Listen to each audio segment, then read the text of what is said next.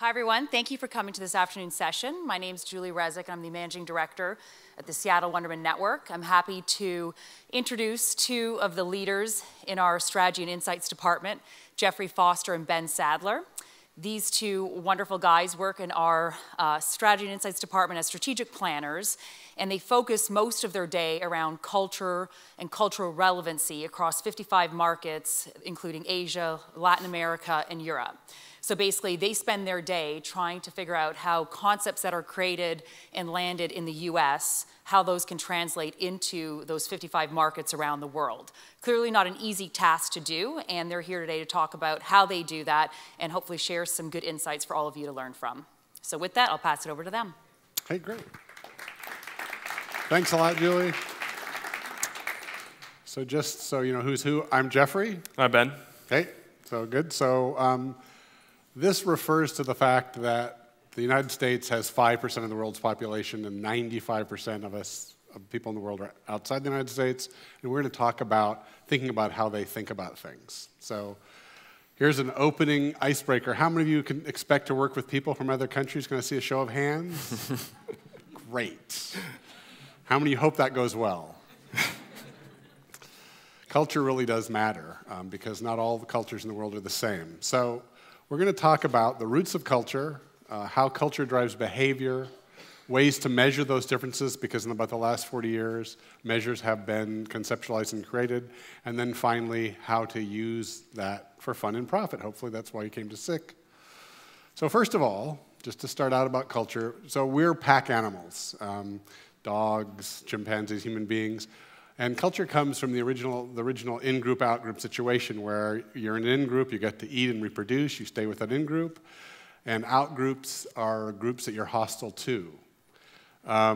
Different, however, for human beings because civilization is the point of us not always being hostile to out-groups.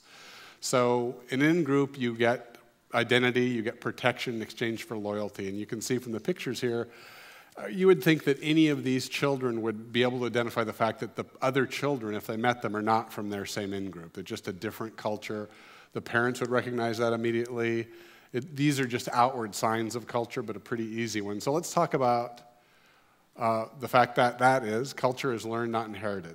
So let's say you're born, or you were born in your culture, wherever you're from originally, and your parents loved you and you were with a group and they began to teach you the basic world beliefs that you now hold. The world view about what was true and what was right. Let's pretend that culture was one where there's a large group and the success of that large group is the most important thing for the whole group. So that's what you learn, right? You learn that large group and its success and what happens to it as a whole is very important. So that becomes your core belief. And because of that core belief, you build values. You might build values around education. You might say, you know, you're taught that getting an education and getting a good job is going to be the best thing for your group as a whole. So out of that come your values. Education is now a value of yours. That's what you were taught. And from that might come feelings. Let's say you do badly in school one year and you come home with your report card and not only are your mother and father really not happy with you, but your aunts and your uncles and maybe a group of neighbors down the street, everyone involved is, you know, Jeff, you didn't do well on your schoolwork. And you feel pretty bad about that. So next time you're going to go and you're going to work even harder, which, of course, is your behavior, right? Now you're going to try to work harder because of this core value that you have.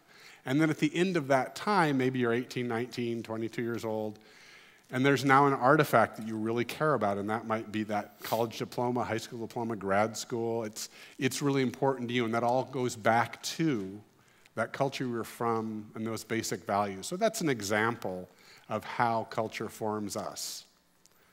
So, very important point of our presentation is America is the world's best known culture. I think that's a pretty safe statement. But it's really important to understand that does not mean it's the most dominant culture.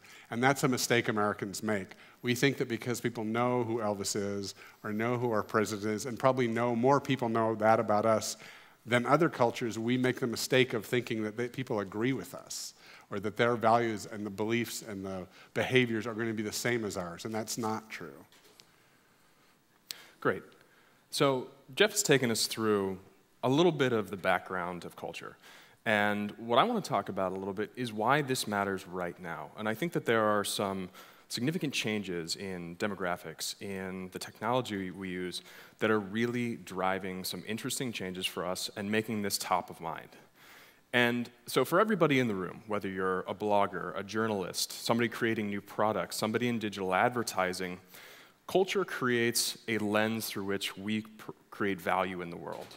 So if we think about this, why we shop, the ways that we interact with each other online, the entertainment that we go and see at the movie theater, we play on our Xbox, the value of the advertising that we see, or the very way that we connect with each other in terms of our economy and our purchase decisions. All of these are really driven by culture. And so for SIC right now in 2013, we really started to think about what is that key to interactivity. And we felt that the key to interactivity is really those relationships that create, the value that we ascribe to those relationships, those conversations that we have. And so really, this is a foundational aspect of everything that we do, whether it's across the customer journey in our advertising or how we create products. And so I know it's in the afternoon here, and we're hoping to do a little bit of an interactive activity to kind of liven people up. But I just like, and feel free to throw it out there, what does the color black make you feel like? What are some words, emotional words that come up when you see the color black? Bueller? Sleek. Interesting, okay. Death. All right, so we've got two. Now, this is just a little way to take a look at something which is value neutral. It's a color. But we have emotional words that resonate with us when we look at this. And so we had sleek, we had death. In Latin cultures, the primary association with the color black is with fear, anger, and grief. What's interesting is that if we look at this through the lens of a Chinese culture, on average, the first reaction is going to be something that's closer to sleek, which is powerful, expensive.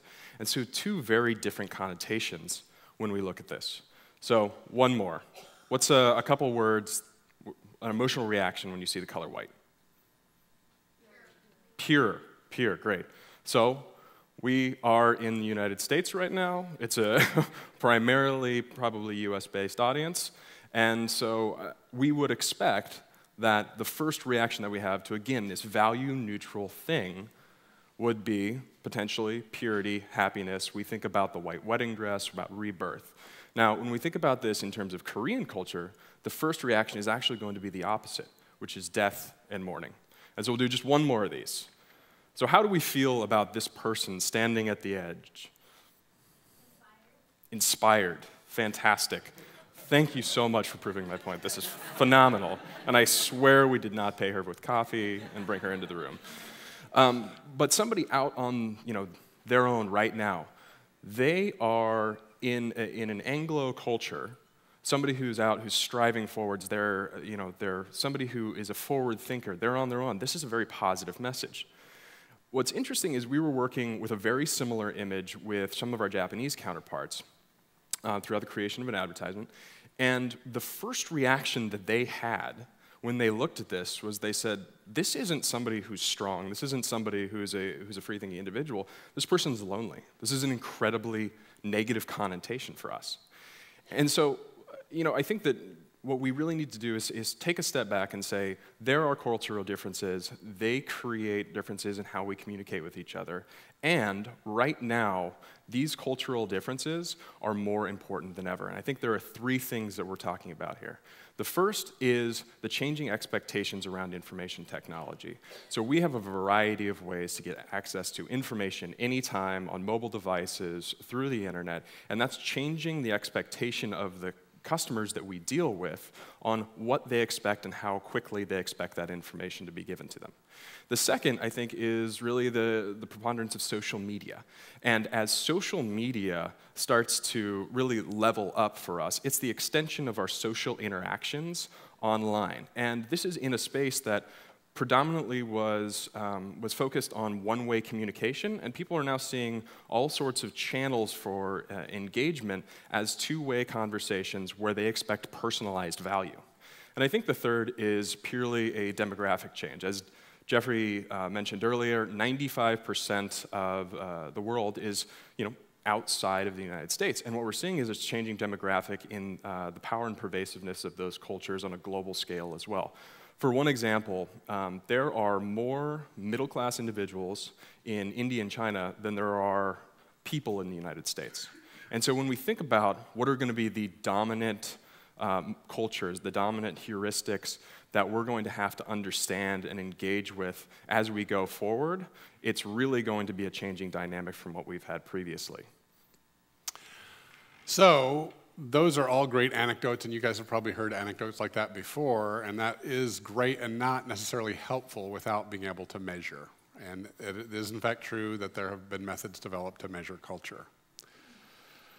So about measuring the distance, there are a variety of tools out there, and I'm going to tell you about some of them, but we're going to concentrate today quite a bit on Geert Hofstede's Dimensions of Culture, so pay attention, there's going to be a quiz.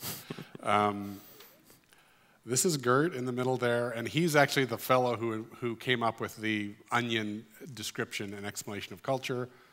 Here's his book. It's well thumbed at my desk. He started out working for IBM, and didn't start out, but at one point in his career, he was working for IBM and was assigned to analyze a survey given to a large number of employees, something like 40,000 in 70 different countries. And IBM, obviously with such a broad scope, wanted to try to get their management centralized and rationalized. And as he analyzed the data, he started to see patterns in the way the questions were answered based on the countries that the people were from. And you can argue about intra-country or region. He found it simplest, and I'm just going to tell you that so you understand that, to just go by country. If you read the book, the arguments and things back and forth, obviously there's a lot of methodology in here. But let's talk about the dimensions of culture. We're going to go through this in some detail. We hope that you'll pay attention and that this will be a big takeaway for you in the presentation today. So there's 6. Power distance, individualism, feminine versus masculine, uncertainty avoidance, long-term orientation, and restraint versus indulgence. Now, these are not normative. These are on a scale relative to each other. He has them in a 100-point scale. So it's very important as we talk about all this to keep in mind that there is not a culture that is better than another. American culture is not evil, and Chinese culture is not evil, and there's nobody's good or bad. It's just a scale of the dimensions, and those dimensions mixed together to be the basis for the dimensions of culture. So, great. And so I'm going to take us through the first 3 of these in a little bit of detail. And the first is power distance. And one thing that I do want to mention is, again, these are on a scale of 0 to 100 for the purposes of being able to look at cultures and relate cultures to one another in a quantitative way. Because one is lower on the scale, it does not mean that one end of the scale is somehow less than the other. It's just purely a relational spectrum. So on the low end of a power distance spectrum, we have somebody who is uncomfortable with inequality in society.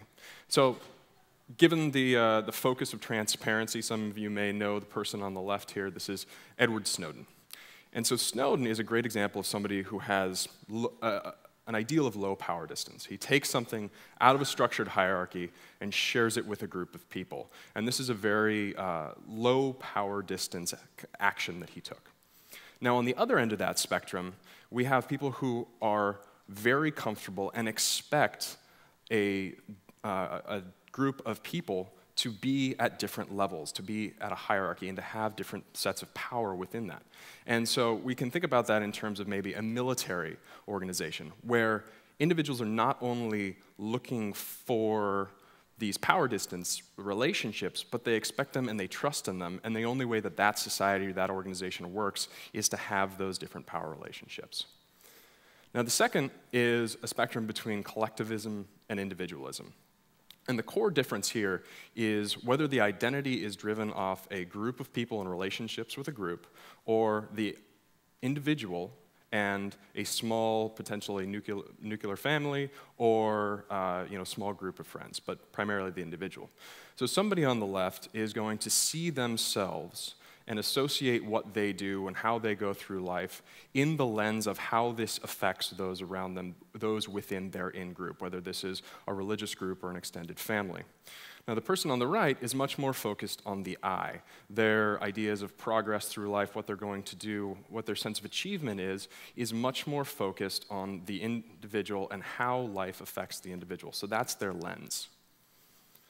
And the third that I'm going to talk about is the idea of a feminine versus a masculine society. And the crux of the difference here is that societies see the equality of nurturing between sexes in a different way.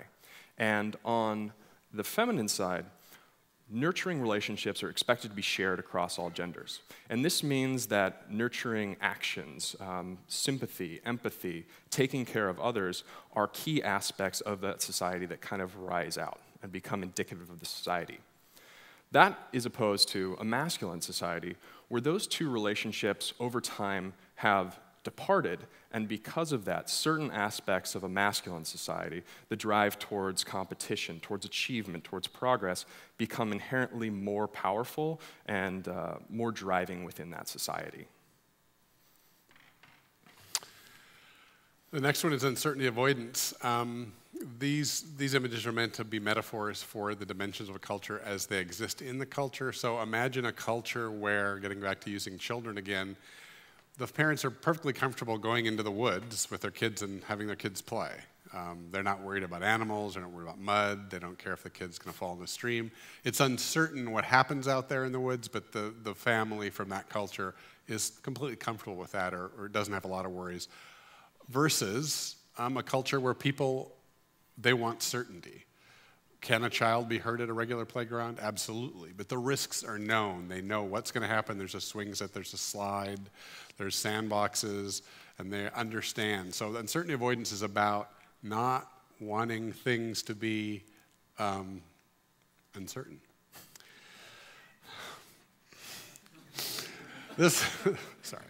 This one is really probably the easiest one to understand, right? Long and short-term orientation. Some cultures are very short-term. They're very oriented towards the equivalent of, if you're in business, the daily revenues of your fast food restaurant versus a culture where someone might plant and think about the world in terms of walnut grove, which in 10 years you get walnuts, in 40 years you get trees. So think of a culture who thinks of the world that way.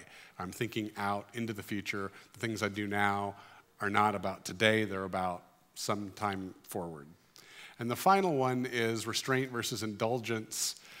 And this one is similar to some of the others, but try to imagine a world where you're not safe.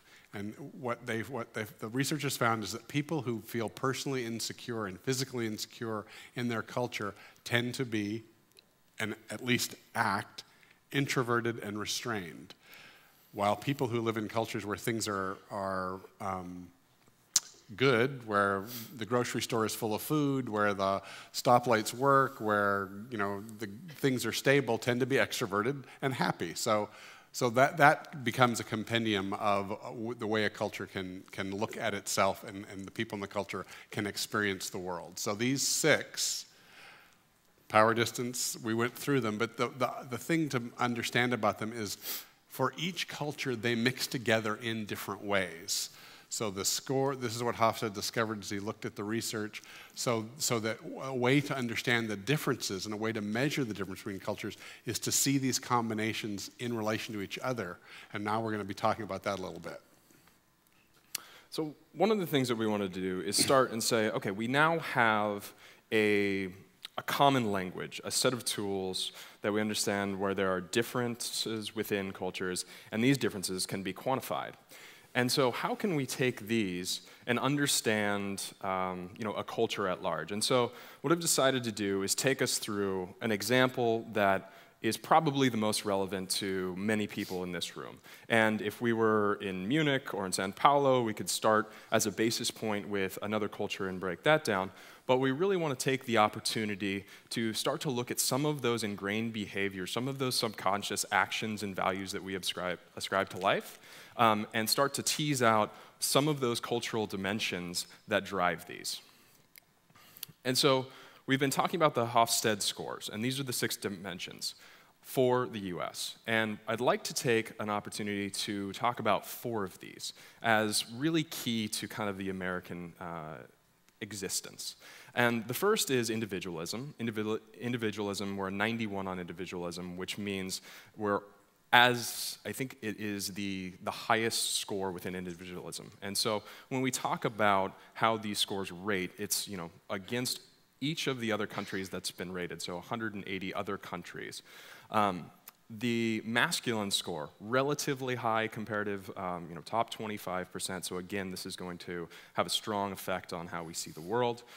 Long-term orientation is incredibly low at 29. This is, probably the 10th percentile in terms of low scores within this realm. And then 68 for indulgence versus restraint. So we're very high on the indulgence. So what does this mean for us? And I think that the first thing is that in individualism, we can start to understand this narrative of the individual that's so important and kind of fundamental to our identity as Americans. And we can think about the archetypes that are used in our messaging, in our books, and our TV shows. This idea of the Lone Ranger, or that character who's out by themselves. The entire idea of the American dream, going it yourself and making something of yourself. And I think that this is very core to a lot of the things that we understand about ourselves, but again, we can better understand why some of these things are used, because we have that highly individualistic mentality. Kind of moving into that, when we think about being a masculine culture, this is the veneration of achievement, of progress, and those pieces that are incredibly important to us, whether it is the sports player that just won the NBA championship, or the Super Bowl and how much adulation they receive, or the person, Miley Cyrus getting the most hits on YouTube. Whatever it is the most of, we like that. We like progress. We like the fact that they're winning. And this is very much driven from that masculine idea. The third, I think, can be best described through thinking about our financial system. And something that's so core to the United States is our financial system, which has allowed us to grow, is that it's based on not just a year-to-year, even quarter-to-quarter basis, but this is down to the minute and second. We make decisions about the future of our country and about winning and losing in terms of an economic sense on a second-by-second basis. And I think that that's just really interesting to think about in terms of how short-term oriented we are as a society. And I think all of these really play into this high indulgence. So at the end of the day, personal happiness is something that's incredibly key to probably everybody in this room. And it goes across some of those dimensions that we've talked about previously. As an individual, how you progress, what you do in terms of your timelines, in short timelines, we think about being happy. At the end of the day, that's an incredibly important thing for us. And whether it's through our purchases, whether it's through our interactions and relationships that we create, that, I am happy and thus that is the end goal, is something that's really driven by that idea of being in a very high indulgence society. So, being advertising people, I think we would be remiss not to have more advertisements on the screen. And I think that advertising is a really interesting way to view some of these cultural traits, because they come out in a very, subconscious way. It's not that we are creating these advertisements because we understand that these are key aspects of our culture, but we create these advertisements because they are aspects of our culture. And so I'm going to start one, I'm going to let it play for about 15 or 20 seconds, and then we'll talk about it.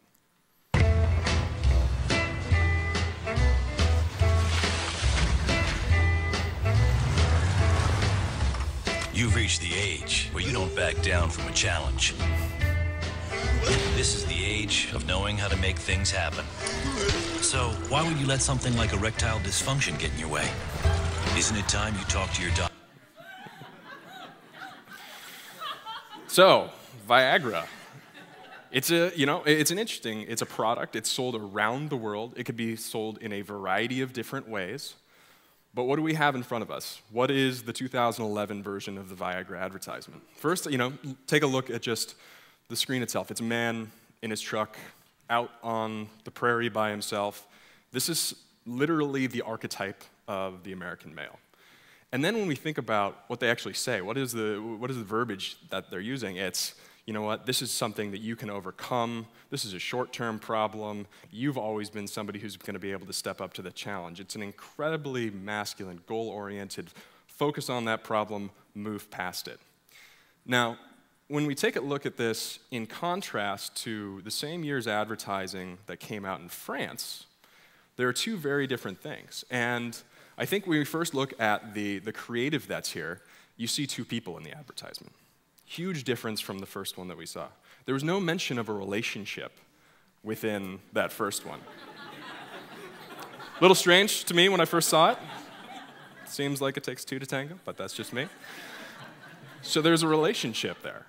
And they're visibly showing this relationship, that this is a product that brings people together. The second thing is we think about the messaging. And the French there says, wait, predict, regain confidence. And so again, it's something that you're putting time and energy into understanding. You're going to address this. It's a long-term solution to a problem to right the ship and help your relationship. And it's also regain confidence. You will never, ever, ever have to tell this guy in this ad to regain confidence. That's not his problem. He is very much focused on overcoming challenges. That's never been a problem for him. And so I think that this is really instructive to start thinking about not only how we understand a single culture and start to break that culture apart, but how we can start to use some of these quantitative methods to kind of peel the onion and find what are those cultural differences and how cultures relate to each other. And I'm going to let Jeffrey talk a little bit more about that. Yeah, I got to go first, but I told Ben he could have the Viagra ad.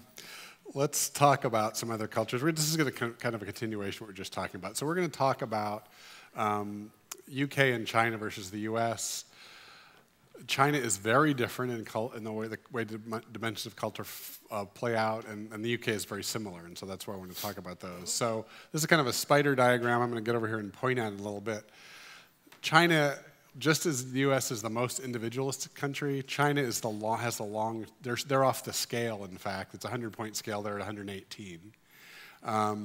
Very low individualism. The US has very high individualism.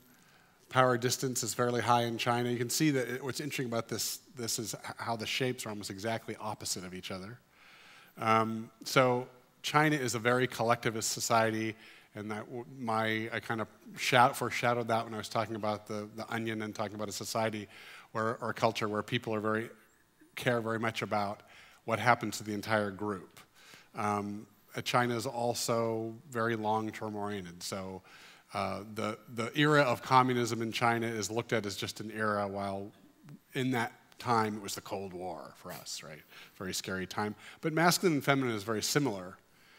So these are the scores just to show you as they rate. And again, kind of similar to Ben's diagram, you can see that what the differences are what make China and the United States different, right? So getting to this theme again. So this is a movie poster. The movie essentially was a movie about a man who defeats oppressors, fistful of dollars. He has a short-term solution to his problems, which is a gun. And he doesn't talk very much in the movie, and the whole movie takes place over about 3 days, if you recall, those who've seen the film.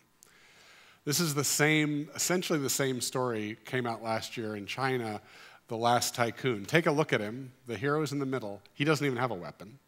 He's not doing the fighting. His people do the fighting for him. He helps them. He led them in the fight. If you've seen the movie, I saw it in an airplane coming back from China. He sees it.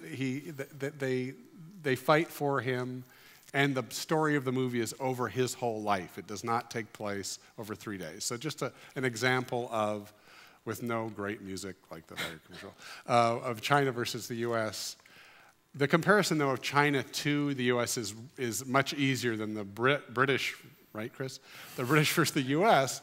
And what's interesting is that in the Hofstede scores, Britain and the US are very, very close, with the British just being a little less uncertainty avoidant. So Ben and I have argued this point actually a couple times in the work, because we do actually use this work every day in what we're doing, and sometimes we have arguments about trying to explain things to the client. So we had a situation where we had a copy line which the client loved and the creative agency loved for the US, but it just wasn't going to work in the UK.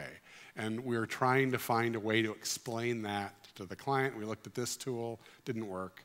So there's other tools out there I talked about. So the World Values Survey, which is available to any of you. The data is completely free. The survey is done every year. They have data for about the last 15 years. It's a great tool. I took a look at that, and I saw that US embracing competition, in other words, talking about competition and being willing to express feelings about competition, is actually quite high in the United States. 46% of the people who answered the survey from the United States totally embrace or nearly embrace expressing their competitiveness. Well, when you look at the UK, it's quite a low number, right? It's 12% have no reservations, and around 17% have almost no reservations. And so when you think about that, that could be an explanation, if you can follow with me, of British people being a little more reserved, is what we would say about them. And what they say about us is we brag a lot, and we're always talking about how great we are. And so when we brought this information to the client and walked them through it, it was how we were able to explain to them and actually get them to take a copy line and tone it down for the UK, not have it be so aggressively, competitively out there making a claim. It was the same concept, but toned down. So kind of the point of this entire presentation is for you, not for you, rather, we're not suggesting that any of us try to get into the head of another culture. That's not possible. We're from where we're from, wherever that may be, whether that's South Africa, Brazil, United States. But if you can understand the way that culture is different and the way that you can quantify it and measure it, you can start to work with that when you're working on anything, any of the businesses that you do, any of the projects that you have, even a business negotiation, you can use it that way. Great. And so kind of extending on how do we be effective at what we do? And so everybody in this audience has a different lens that they're viewing the Seattle Interactive Conference and the information that you're getting here. And I think that the first kind of big takeaway is a very general takeaway. Use this as an opportunity to be creative. If you're entering a new market, if you're entering a global market, don't think of this as a white space where it's going to be a challenge to come up with new ways to address this audience, because this is a constraint, and use it as such to really give yourself some signposts and start to do the work that you're going to do in a culturally relevant way. Kind of start on that right foot. And going a little bit deeper, I think that if you're in if you're in a business and you're speaking to a specific audience, or you're thinking about developing a product for a specific audience, we need to understand our audiences. And obviously, big data, we're thinking about social media, mobile. We have an incredible amount of information throughout the customer journey about why people do the things they are, who they are, and we have methods of segmenting those. And what I would say is just use this as one more tool, one more set of data, one more layer to put on top of those other pieces of data and help your business really break apart those segments of audiences and speak to them in a different way. So a quick example of this is we were doing some work on a communication technology, and we talked to some audiences in Brazil and the UK. And in Brazil, they wanted a communication technology that allowed them to get done with the things that they had to do in terms of their work-life balance and spend time with family. Very highly collectivist society. On the other hand, people in the UK wanted a piece of communication technology that they could have access to their work and their friends and everybody all at the same time, 24 hours a day. And so when we think about how we would talk to those two audiences about what are the key values of that technology, two very different things. The next is if we're going a little bit farther down and thinking about the actual content. So thinking about once you've broken apart those audiences, how do you maintain some kind of cultural relevance within the content while keeping the strategy the same?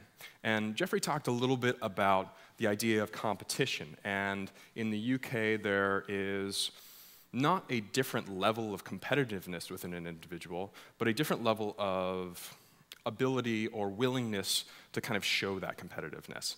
And I think that this is a really interesting advertisement that shows how you could do a competitive advertisement within the UK that you might not do in the US. So in the US, I would say, Jeffrey, I'm better than you. And he would say, no, he's better than me.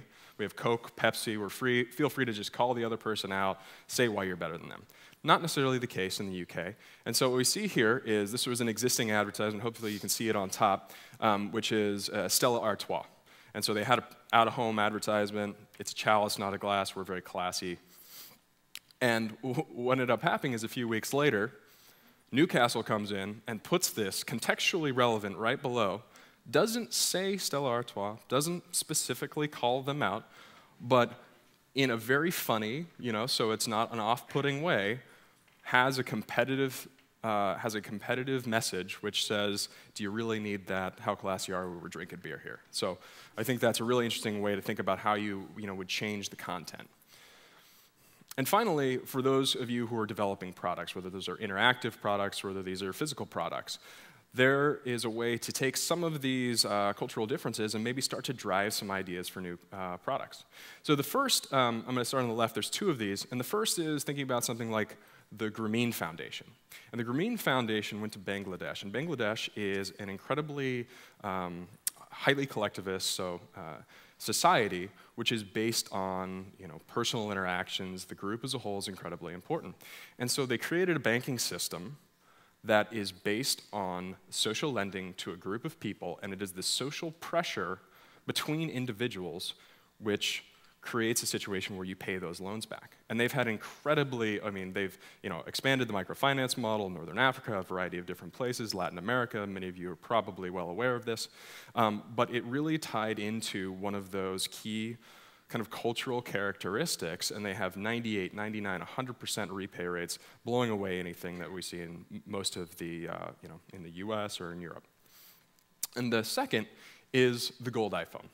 And so obviously Apple has made a hard push to go into to China and really land their phones in that market. And they've been incredibly successful over this past launch with the 5C and the 5S.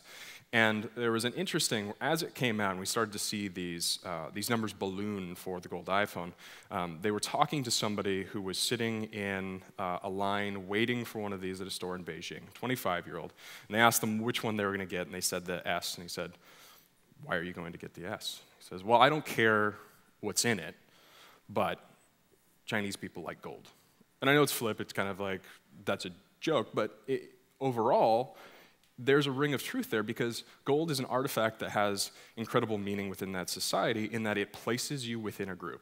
And it's a very visible representation. Going back all the way to the beginning of the presentation when Jeffrey was talking about kind of this onion diagram, it is a representation of something that's fundamental to that culture. And so again, that's the kind of thing where you can take and say, let's change a product, let's make it better because of these cultural understandings. And I would say take these, go into your work, and use these as signposts to, to drive differences, drive nuance, and be more culturally relevant. So just to sum up, just to give you, take you back to the beginning, and then let's go through the whole presentation really quickly. We talked about where culture comes from. We talked about what it affects and how to measure it. We gave you some comparisons, and finally these last few remarks by Ben. So just to emphasize one more time, understanding the power of the differences of culture is an advantage for you as a thinker from your culture, whatever it may be.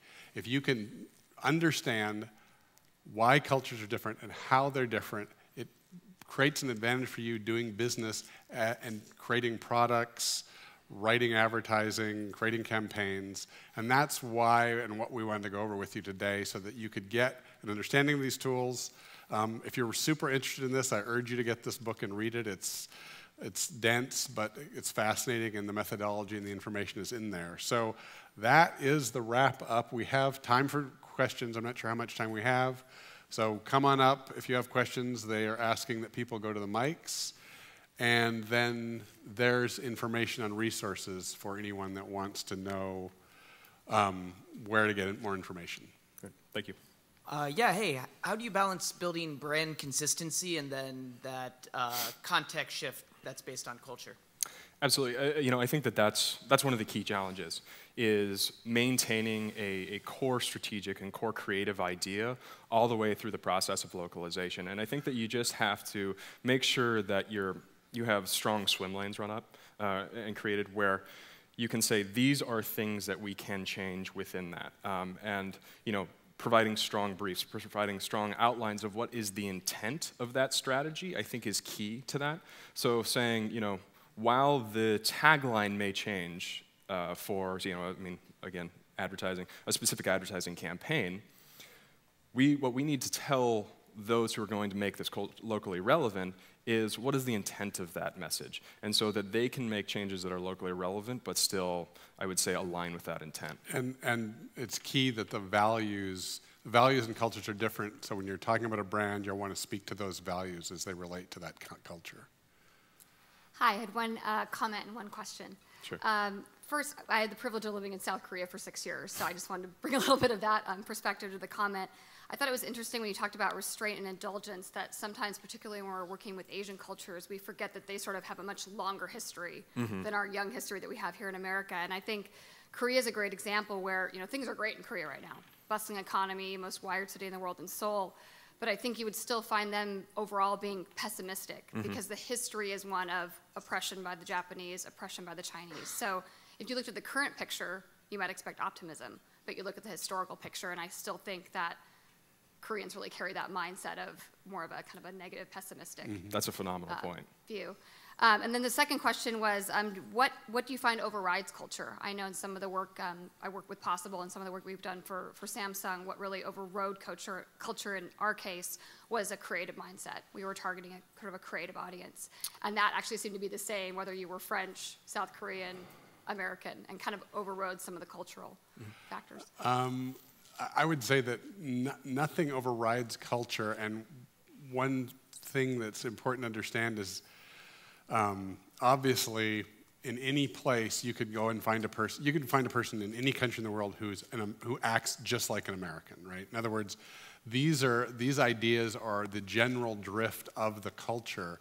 So it is true that there are middle-class people who are highly intelligent, highly educated in all these countries, and there are ways that they're similar to each other, right? So there's big groups of Chinese and Japanese and Koreans and South Koreans and people in South Africa and Brazil who have a lot of money like we do, because we have a lot of money. We need to remember that. And so they're more similar to us, but still, as to your point, there are these basic cultural roots which will change over time and do evolve over time, but nonetheless remain, you know, according to the study, remain very similar to each other. It's just, obviously evolution happens in all regards, right? Yeah, and I think, you know, just kind of extending on that, you know, you can say, if we're looking at potentially a millennial audience, like there are a lot of things that are going to be similar within a millennial audience. You know, the expectation of always-on connectivity, of real-time marketing to them, of speaking in an honest and transparent way. And I think that those are things that are going to be similar across those groups. And so when we have, you know, our segmentation and we pull up our audience profile and we talk about them, a lot of the things in terms of their motivations of why they use a product or how they use a product or why they socialize that product are going to be the same. But I think there also still are going to be certain differences in the way that we talk to each of them based on a cultural basis. So the way that they share may be different. They're both going to share. One of them may share photos, one of them may share just a song with somebody, and that might be driven by, say, a cultural difference. I am totally making that up, so don't quote me on that. Hi, rhetorical question and then Yep. a regular question. Rhetorically, how do we know that the Viagra guy in the US ad there wasn't a lady in his cab because he's not really into ladies? maybe we're more open-minded. That's a totally fair point. And then my real question is kind of about mostly around the Seattle marketplace and the Seattle region, and how are we doing in terms of being not being a terribly ethnocentric region? How can we be doing better? How can we be listening to other cultures better? Or where do we stand apart from the rest of the U.S.? There would be no reason, let's see if I can, there'd be no reason to think about other cultures here. I mean, we market to ourselves, right? We market to other Americans. Most people in the Northwest or the West Coast are Americans. So in that sense, it isn't, it wouldn't quite make sense, but because the West Coast, because Seattle is a gateway to Asia, and because the world is evolving and changing, and values and cultures, other cultures are becoming more dominant, or more dominant is the wrong word, becoming more and more important, I think we have to think about that as we look forward into what we're going to be doing. If you're building a product or forming a company or expecting to have a market in Japan or China, it really would behoove you if you're saying, well, we're going to do this thing now, it's going to launch in Seattle, we're going to do the United States, but 2 years from now, we want to be in Japan. If 2 years from now you want to be in Japan, you should be thinking about that now, because you should be thinking about it as you build your product. How will it work there? How will they see it? How will some of the messages, which make perfect sense, even in the help, right? Maybe there's directions in the help for a software product that absolutely an American will read it and get it, and translate it in the Japanese, not the right answer, right? Not the right way of thinking of it. And that's the way I would think of it. Yeah, and my experience in Seattle is that Seattle is very well positioned for this. Given kind of the breadth of technology companies that we have that are by their nature it's more easy to socialize and expand those technologies worldwide. We have companies, in this area who have been dealing with diverse international audiences for 10, 20, 30 years. And I think also there's a very strong startup mentality here, and because of that, and some of the kind of the big traits that we were talking about earlier, when you're creating a new mobile app, when you're creating, the next great web technology, we're not thinking about that necessarily as the next great web technology for Seattle or the next great web technology for San Francisco. It's for everybody, and so I think that there's an openness to kind of understanding differences and going global right off the bat that you find with a lot of people in Seattle, which you might not find in some of the other markets.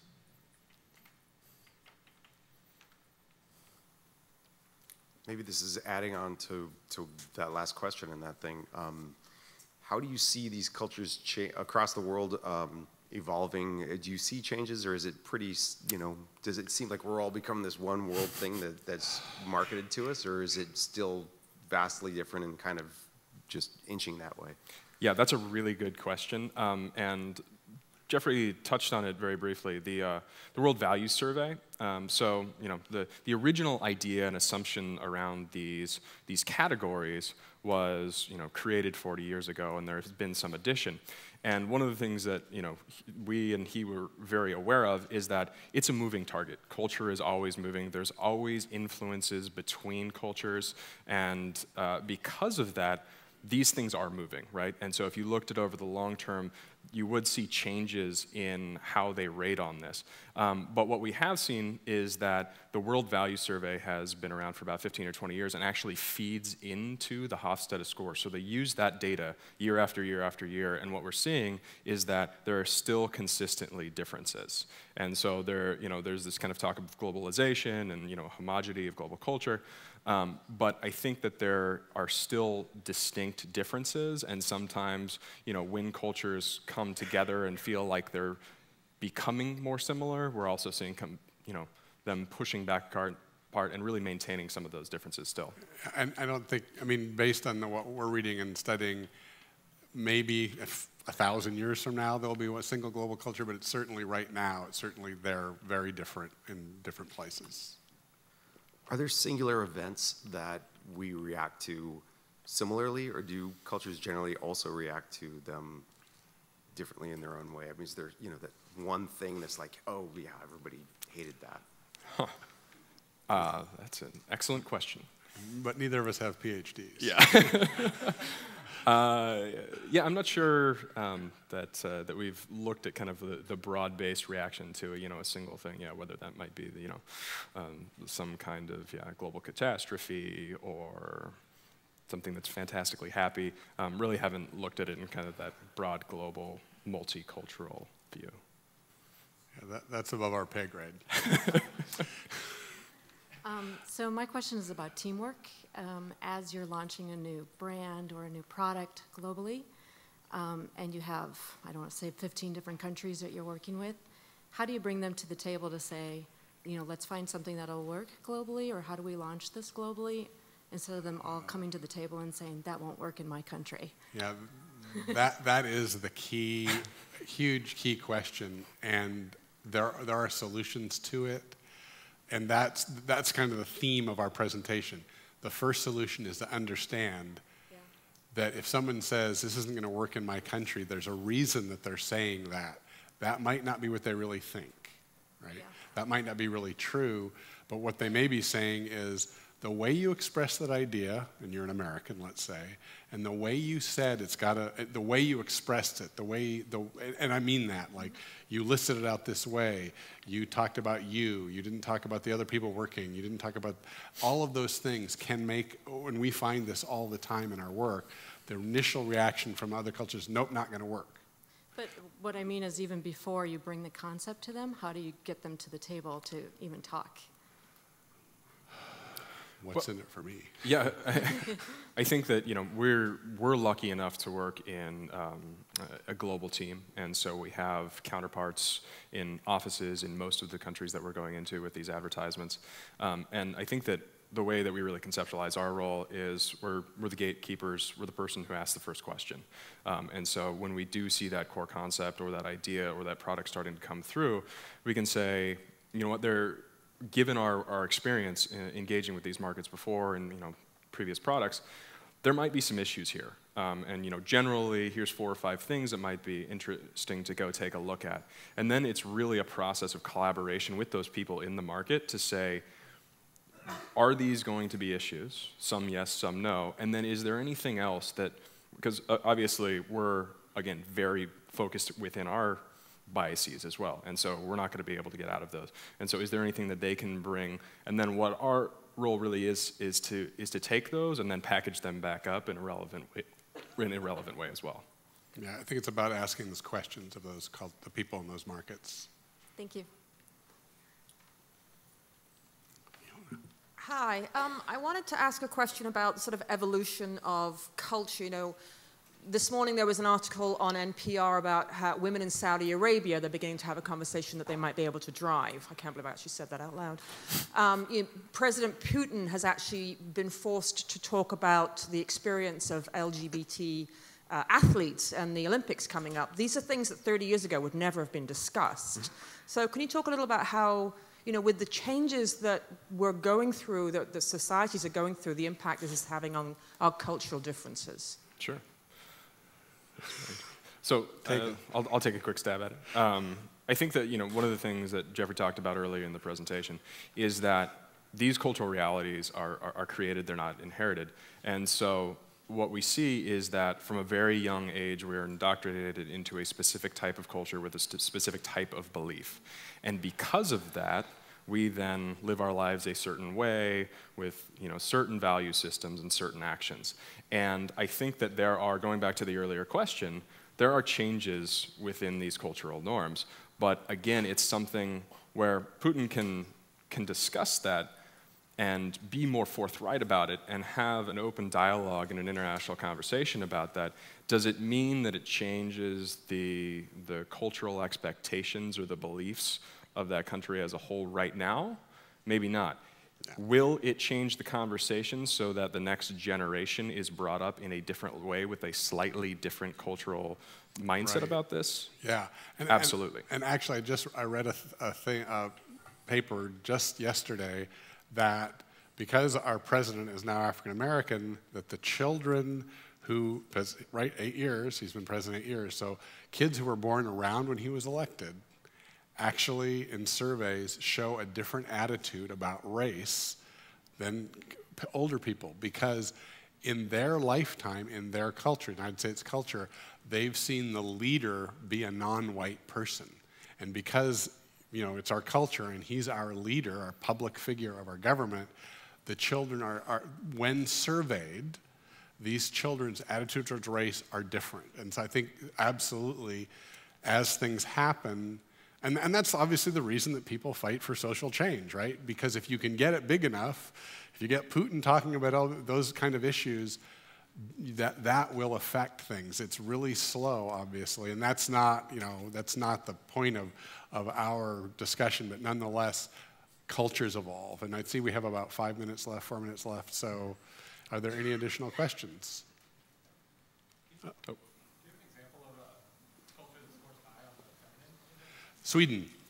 So this, actually, oddly enough, the Scandinavian countries, and the feminine is the share. It's very interesting. Feminine versus masculine is both men and women are nurturing and worry about relationships. So the difference is how men act. So feminine culture is a culture that men act differently than women. Not the women don't change, oddly enough. So maybe time for one more, if anybody has one. Although, no. Nope. All right. Great. Thanks so much.